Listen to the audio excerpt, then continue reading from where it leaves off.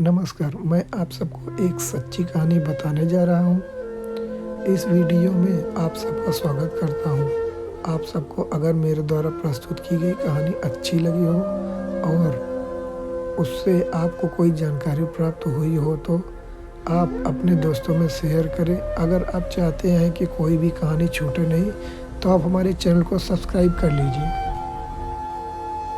एक सुखी परिवार वो होता है जिसमें परिवार को सभी सदस्यों का समान सम्मान और इज्जत के साथ विकास हो, न कि एक ज़रूरत को पूरा करने में दूसरा पीछा छूट जाए और फिर परिवार में कुंठा उत्पन्न हो जाए और फिर वही कुंठा परिवार के बीच दरार पैदा कर देती है।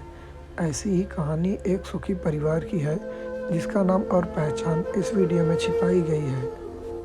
आशा करते हैं ये कहानी आप लोगों को पसंद आएगी, तो कृपया इस वीडियो को आप लोग लास्ट तक देखिए। तो चलिए वीडियो होता है स्टार्ट।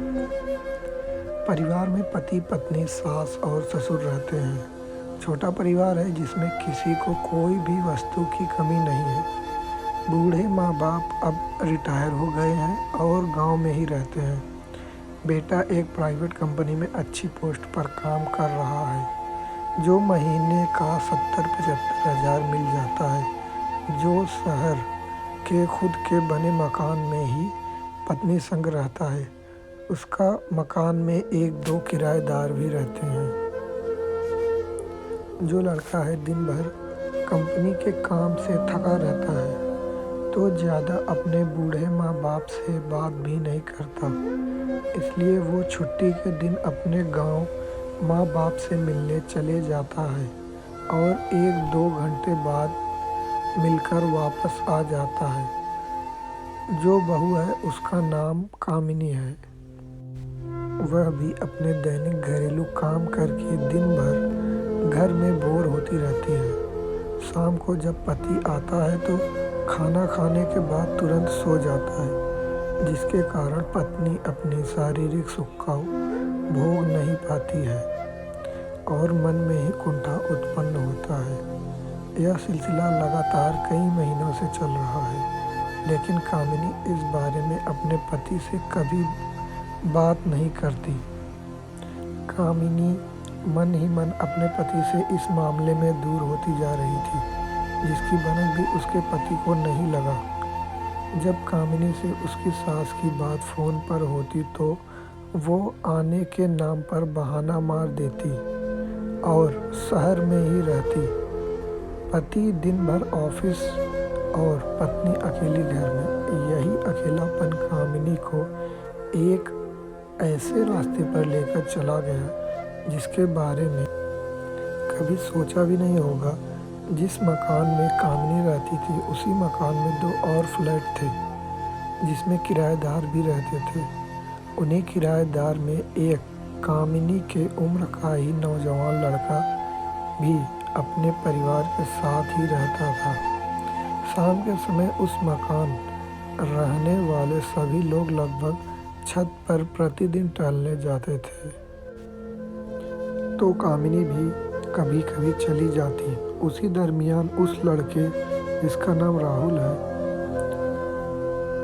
राहुल से कामिनी की मुलाकात होती है और फिर धीरे धीरे यह मुलाकात बढ़ती चली जाती है और दोस्ती में बदल गई। कामिनी भी अब नए दोस्त बनाकर बहुत खुश रहती है। पति के ऑफिस जाने के बाद कामिनी खाली समय में राहुल से बातें करती थी। धीरे धीरे दोस्ती इतनी गहरी हो गई कि कामिनी राहुल को अपने रूम में बुलाकर बातें करती और समय बिताया करती थी। कुछ समय बाद कामिनी को राहुल से प्रेम हो गया, जो उसके शादीशुदा जिंदगी में नहीं था। दोनों के बीच शारीरिक संबंध यानी नाजायज संबंध बनने लगे। धीरे धीरे कामिनी की जिंदगी गुलजार होती जा रही थी, लेकिन उसकी खबर पति को बिल्कुल भी नहीं था। कुछ दिन बीत गए। कामिनी की सास जो गांव में बैठी थी वो बहू से मिलने के लिए बिन बताए कामिनी के घर आ गई।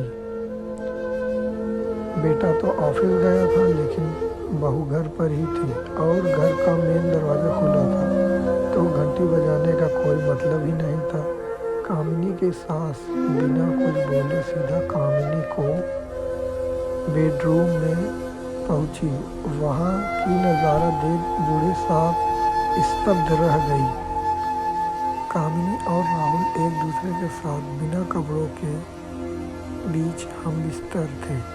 बूढ़ी सास बिना कुछ बोले वापस अपने घर आ गई और किसी से कुछ नहीं कहा।